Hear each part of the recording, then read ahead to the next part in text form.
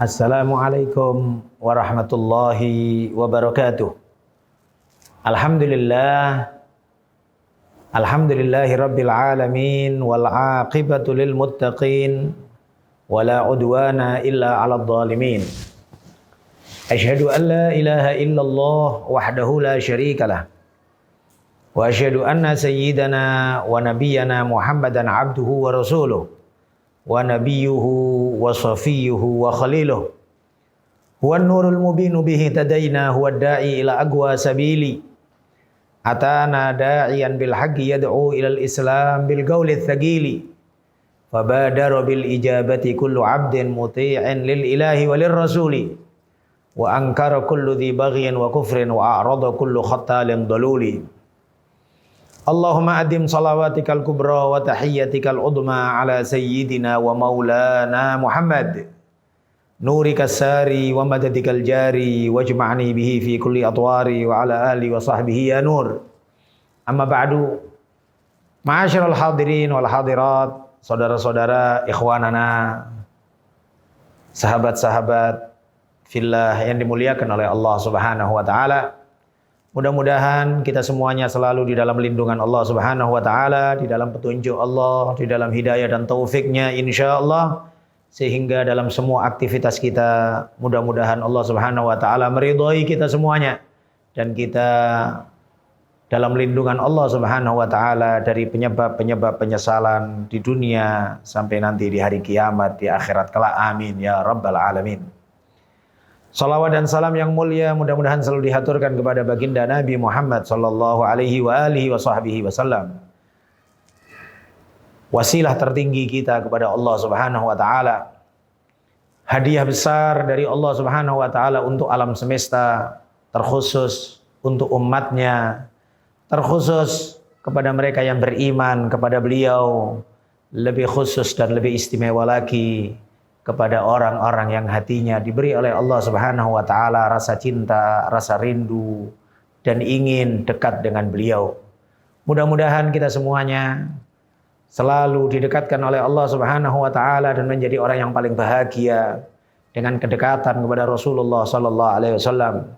Min as'adin nas bid'awatih, di antara orang yang paling bahagia dengan dakwahnya Rasulullah.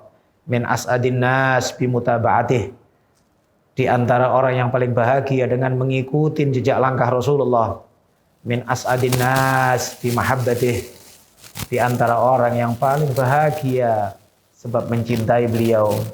Min as'adin nas bi syafa'atih, di antara orang yang paling bahagia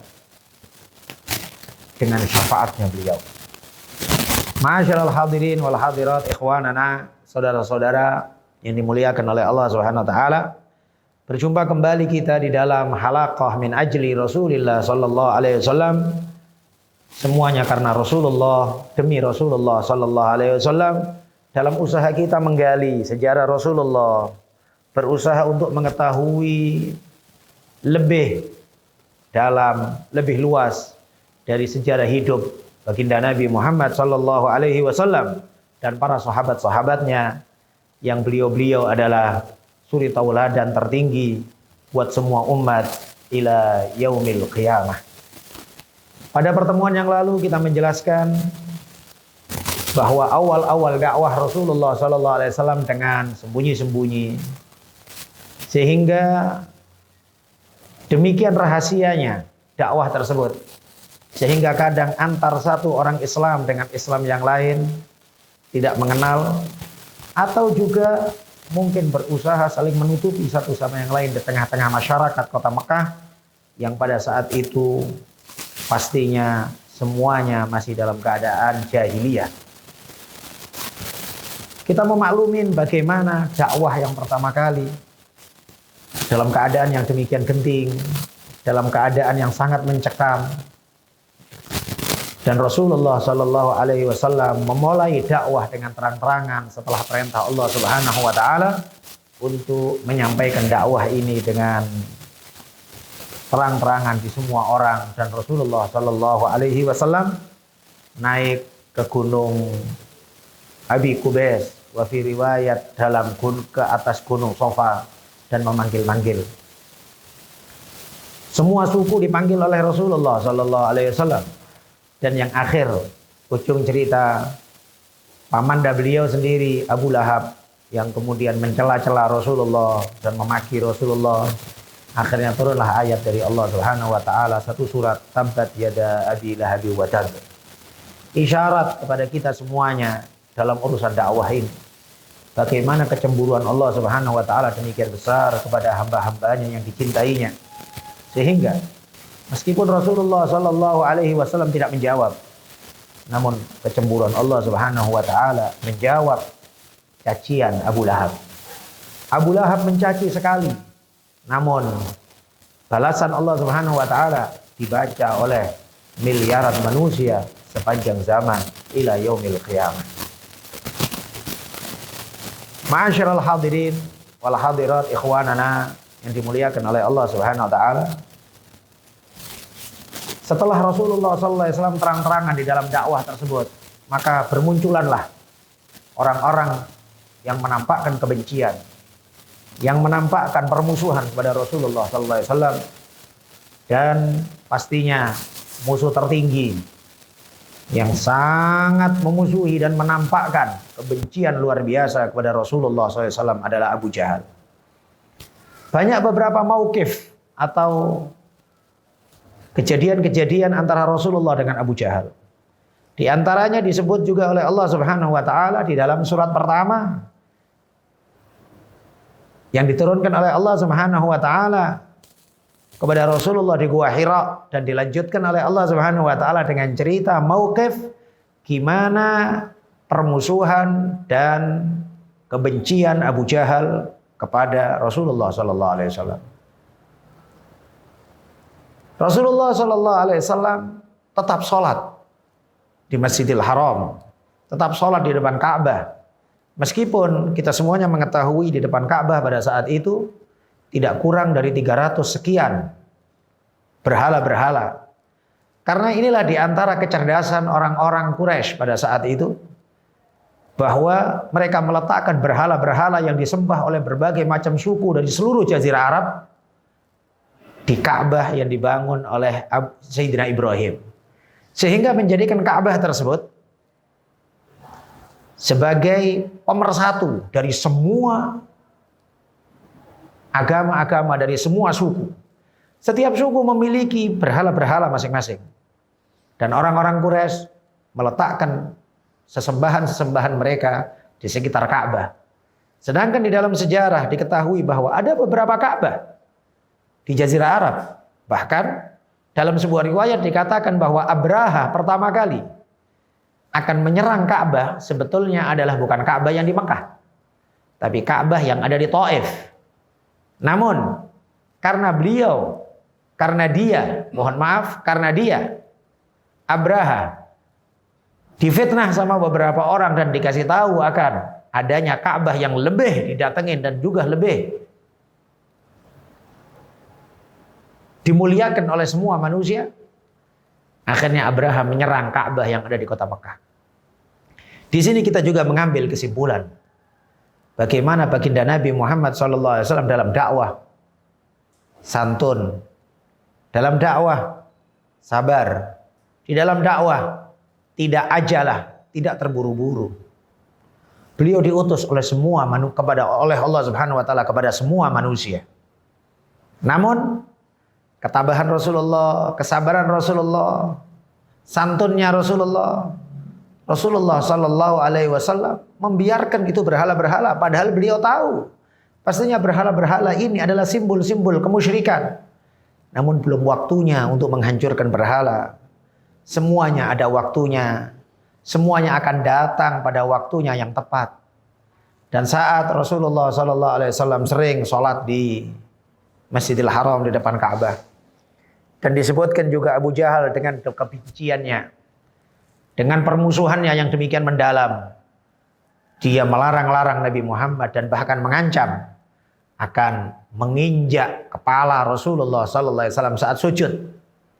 Dan hal itu dibuktikan sama Abu Jahal di depan orang-orang. Tuh lihat, Muhammad lagi sholat, akan aku pijak kepalanya dia.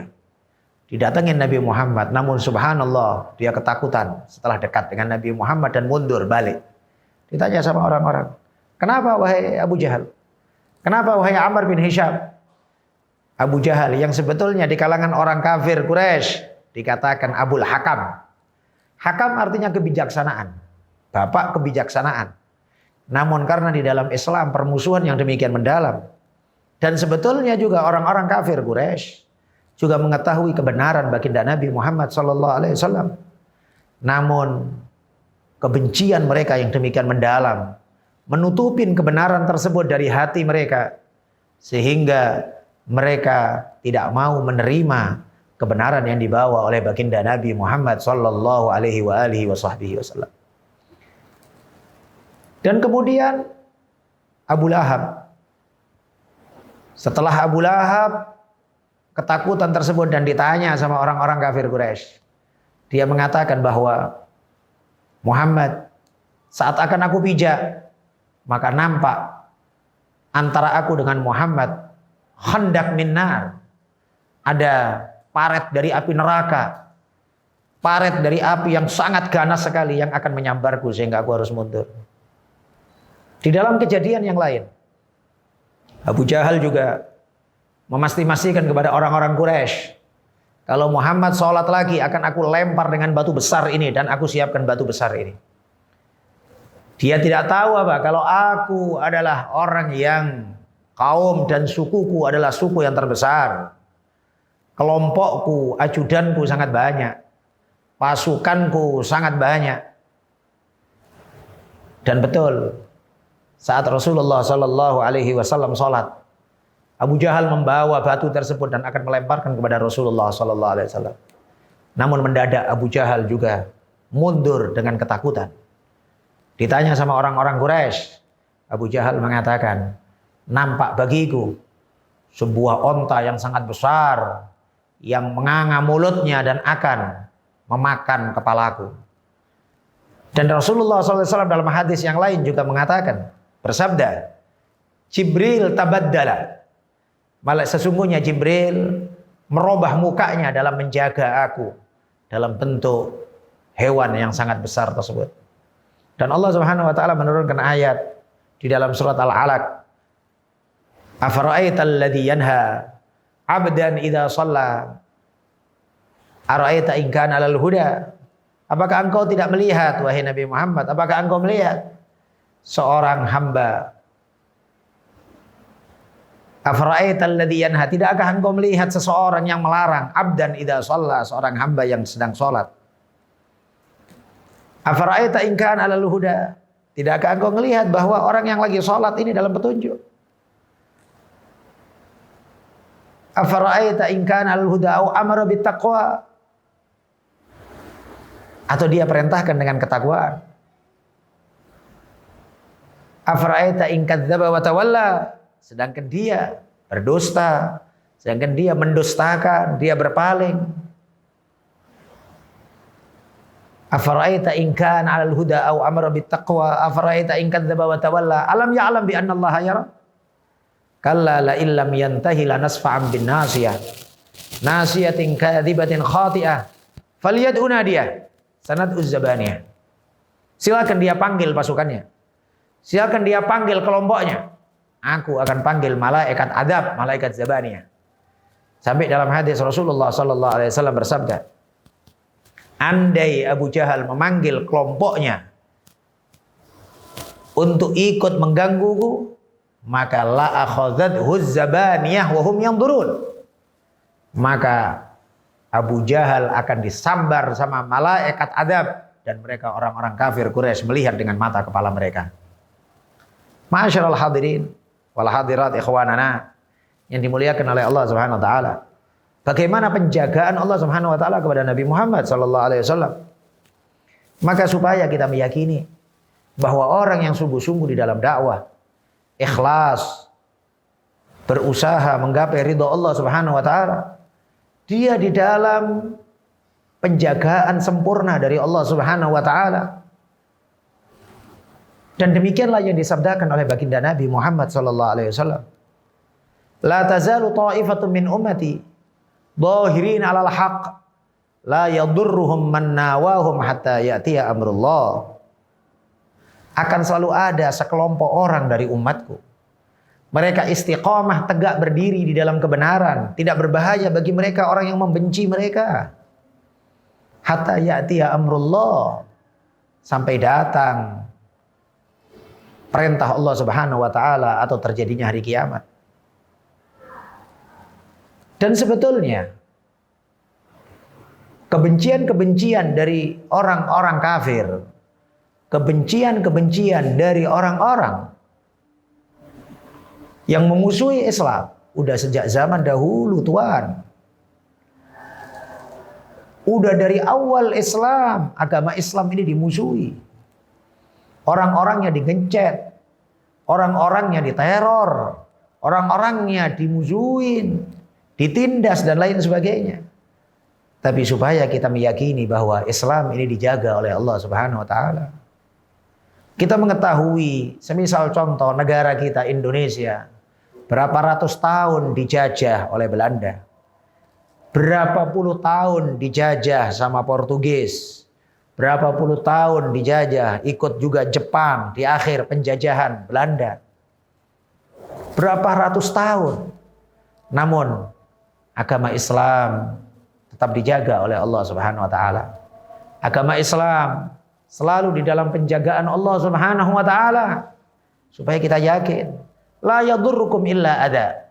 Tidak akan bahaya itu orang-orang yang memusuhi kita, kecuali sedikit bahaya yang mungkin diejek, yang mungkin dicela, yang mungkin dimusuhin, sedikit. Namun Allah Subhanahu wa taala menjaga hamba-hambanya.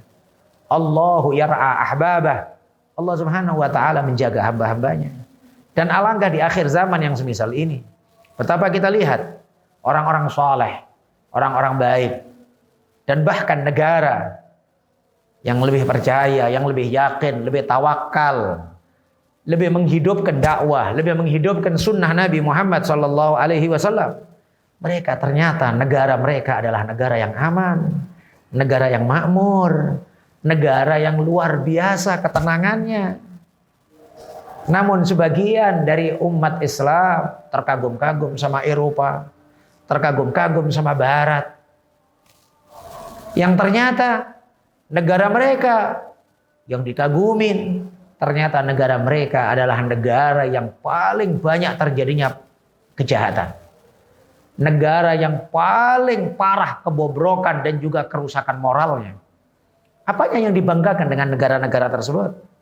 Namun, mohon maaf, semisal contoh, dengan bangga kita menyebutkan sebagaimana Rasulullah SAW juga menyebut, membanggakan negeri Yaman. Anda tengok bagaimana amannya negeri Yaman, bagaimana enaknya dan santainya penduduk Hadramut. Majelis-majelis, pengajian, dakwah, kehidupan para ulama yang mereka mengatakan bahwa yang mungkin disebut bahwa negeri Yaman adalah di antara negeri yang miskin.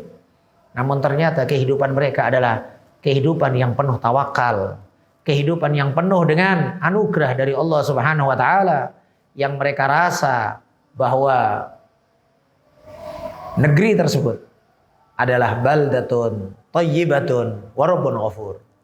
Demikianlah ma'asyiral hadirin wal hadirat, ikhwanana, saudara-saudara yang dimuliakan oleh Allah.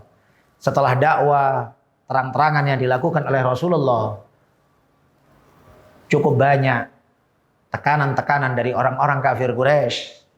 Yang tekanan tersebut bukan hanya sekedar terkena kepada orang-orang mustadafin, bukan kemudian mengarah kepada para budak-budak yang kita memahami bagaimana Sayyidina Bilal bin Rabah disiksa, bagaimana Ammar bin Yasir disiksa, bagaimana bahkan ayah dan ibunya Ammar bin Yasir, dan bahkan ibunya Ammar bin Yasir yang bernama Sumayyah adalah awal syahidah fil Islam. Pertama kali orang yang mati syahid di dalam Islam adalah ibunda Ammar bin Yasir, namanya Sumayyah, dibunuh oleh Abu Jahal di dalam penyiksaan yang mereka alami. Kita mengenal juga sahabat yang dikenal dengan nama Khabbab bin Al-Arat, gimana disiksa sama orang-orang kafir Quraisy. Namun seperti yang kita sampaikan tadi, bukan sekedar mustad'afin, bukan hanya sekedar para budak atau orang-orang miskin yang disiksa, bahkan tidak jarang juga semisal contoh baginda Nabi Muhammad sallallahu alaihi wasallam mendapat berbagai macam tekanan-tekanan, dan bahkan juga berapa banyak dan berapa kali saat Rasulullah sallallahu alaihi wasallam sholat, Abu Jahal, orang-orang kafir Quraisy meletakkan kotoran onta, meletakkan perut onta yang setelah disembelih kotorannya ke punggung baginda Nabi Muhammad sallallahu alaihi wasallam. Semuanya itu diterima oleh Rasulullah sallallahu alaihi wasallam dengan tabah, diterima sama Rasulullah dengan sabar. Dan juga Sayyidina Abu Bakar As-Siddiq. Sayyidina Abu Bakar As-Siddiq seorang sosok saudagar. Beliau pernah dipukulin sampai disebutkan, sampai tidak nampak lagi dan tidak bisa dibedakan antara hidung beliau dengan muka beliau. Saking kerasnya dan juga saking hebatnya pukulan dan berdarah hampir beliau mati. Sampai disebutkan suku beliau bersepakat, andai Abu Bakar meninggal dunia maka kami akan menuntut orang-orang yang telah menyerang dan juga memukulin Abu Bakar. Namun setelah Abu Bakar siuman, dikasih minum, dikasih makan, pertama kali ucapan Abu Bakar adalah, bagaimana kabar Rasulullah sallallahu alaihi wasallam. Keluarganya mencaci Sayyidina Abu Bakar, engkau dapat kayak gini nih sebab Muhammad. Engkau dipukulin kayak gini sebab engkau mengikuti agama Muhammad. Tapi beliau berjanji bahwa sampai bersumpah, aku tidak akan makan dan tidak minum kecuali aku meyakinkan bahwa Nabi Muhammad sallallahu alaihi wasallam dalam keadaan sehat walafiat. Gal ibunya nanyakan, aku akan tanyakan. Kepada siapa aku tanya? Muhammad bin Abdullah. Sayyidina Abu Bakar mengatakan, tanyakan kepada Fatimah bintil Khattab. Fatimah bintil Khattab. Gimana keadaan Rasulullah? Yaitu adiknya Sayyidina Umar bin Khattab. Yang insya Allah pada majelis yang akan datang kita sampaikan bagaimana Islamnya Sayyidina Umar bin Khattab. Berkat diantaranya adalah adiknya yang bernama Fatimah bin Khattab. Ibunya Sayyidina Abu Bakar datang kepada Sayyidah Fatimah bintil Khattab. Nanyakan gimana kabar Rasulullah. Karena Abu Bakar menanyakan. Fatimah mengatakan, siapa Muhammad? Siapa Abu Bakar? Aku tidak kenal. Coba, ucapan Fatimah bintil Khattab menunjukkan gentingnya keadaan sampai yang udah dipastikan yang bertanya Sayyidina Abu Bakar Siddiq. Yang dipertanyakan adalah Rasulullah SAW. Karena Fatimah belum yakin kepada ibunya Abu Bakar, beliau tidak menjawab sama sekali. Tapi katanya Fatimah, tapi kalau engkau, wahai ibunda, kau kepingin aku menjumpai siapa itu yang namanya Abu Bakar, aku akan jumpa. Akhirnya datanglah Fatimah bintil Khattab kepada Sayyidina Abu Bakar As-Siddiq. Dan Sayyidina Abu Bakar setelah kemudian menanyakan dan meyakinkan keadaan aman, Fatimah menyampaikan bahwa Sayyidina Abu Bakar As-Siddiq, bahwa Rasulullah SAW dalam keadaan sehat walafiat. Sayyidina Abu Bakar mengajak untuk dijumpakan dengan Rasulullah. Akhirnya dibopong Sayyidina Abu Bakar Siddiq dengan keluarganya ke rumah Rasulullah. Berpelukanlah Rasulullah SAW dengan Sayyidina Abu Bakar Siddiq. Demikianlah ma'asyiral hadirin wal hadirat, gimana cinta itu adalah dasar utama. Dasar utama dalam agama ini. Dakwah ini dasar utamanya adalah cinta mahabbah kepada Rasulullah sallallahu alaihi wasallam. Maka semua yang kita lakukan, semua dakwah usaha yang kita berkeinginan untuk istiqamah di dalamnya, ini semuanya adalah kita berharap sebagai salah satu bukti kecintaan dan mahabbah yang diterima oleh baginda Nabi Muhammad sallallahu alaihi wasallam. Yang mahabbah kepada Rasulullah adalah salah satu tanda utama keimanan kepada Allah Subhanahu wa taala, dan Rasulullah menjanjikan orang yang betul-betul mencintai Allah dan Rasulullah akan merasakan manisnya iman di dalam hati orang tersebut. Mudah-mudahan kita semuanya selalu dalam lindungan Allah Subhanahu wa taala, ditambahkan mahabbah di dalam hati kita kepada Rasulullah sallallahu alaihi wasallam. Yang mahabbah ini adalah merupakan anugerah besar dari Allah Subhanahu wa taala. Tidak merendahkan sisi ilmu, tidak merendahkan sisi pengetahuan, tidak merendahkan berbagai macam usaha, harokah dakwah. Namun betapa banyak orang memiliki ilmu pengetahuan tapi dia tidak memiliki mahabbah kepada Rasulullah. Berapa banyak orang yang memiliki himmah, ghirah, semangat dakwah, namun hatinya kosong dari merindukan Rasulullah sallallahu alaihi wasallam. Padahal mencintai Rasulullah, merindukan Rasulullah adalah di antara fikih sahabat yang sangat nyata jelas di dalam kehidupan semua person sahabat tanpa terkecuali. Mudah-mudahan kecintaan ini selalu disuburkan oleh Allah Subhanahu wa taala di dalam hati kita, sehingga di antara samarah dari mahabbah ini anggota tubuh kita ringan untuk mengikuti sunnah-sunnah Rasulullah, berkhidmah untuk agama ini, dan selalu insya Allah berada di garda terdepan di dalam usaha memberikan manfaat sebesar-besarnya kepada umat Islam seluruhnya. Nawaina, kita niat nashron nafa, menyebarkan kemanfaatan. Kita niat nawaina nashrul ilm, menyebarkan ilmu fil alam kullih, di alam semesta semuanya. Jasmani ada batasannya, gerak tubuh ada batasnya, namun niat dalam hati mudah-mudahan selalu diperluas oleh Allah Subhanahu wa taala, dan Allah Subhanahu wa taala memberikan pandangan ridhonya kepada kita dengan niat-niat baik tersebut, dan mudah-mudahan Allah Subhanahu wa taala selalu menjaga kita di dunia dan di akhirat selalu dalam area rahmat Allah Subhanahu wa taala. Amin ya rabbal alamin. Sampai bertemu kembali, berjumpa kembali di dalam halaqah-halaqah berikutnya yang masih di dalam pembahasan sirah, sejarah baginda Nabi Muhammad sallallahu alaihi wasallam, bagaimana dakwah Rasulullah, bagaimana sosok-sosok mulia sekitar Rasulullah sallallahu alaihi wasallam, sehingga dengan menyebut beliau insya Allah kita mendapatkan keberkahan dari Allah Subhanahu wa taala. Disebutkan dahulu inda dzikri shalihin tanzilur rahmah. Ketika menyebut orang-orang salihin, turun rahmat dari Allah Subhanahu wa taala. Kalaulah menyebut orang salihin turun rahmat, bagaimana menyebut nama yang paling saleh dari semua yang saleh? Alal itlaq, baginda Nabi Muhammad sallallahu alaihi wasallam, wa afdalul khalqi alal itlaqi nabiyuna famil anisyiqaqi, dan paling afdalnya makhluk secara mutlak adalah nabi kita baginda Nabi Muhammad sallallahu alaihi wasallam. Maka menjauhlah, berpalinglah kalian dari perdebatan urusan ini, karena kemuliaan Rasulullah sallallahu alaihi wasallam tidak ada yang berbeda pendapat. Mudah-mudahan majelis ini selalu diridhoi oleh Allah Subhanahu wa taala. Kita semuanya selalu dipandang ridho oleh Allah Subhanahu wa taala di dunia dan di akhirat. Hadanallahu ayyakum ajma'in wal afu minkum. Assalamualaikum warahmatullahi wabarakatuh.